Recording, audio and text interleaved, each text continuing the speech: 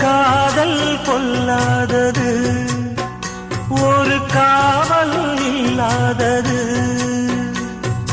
ஊதக்காத்தில் வஞ்சி மாது ஒத்தையிலே வாடும் போது போர்வை போல பொத்தி அணைப்பே.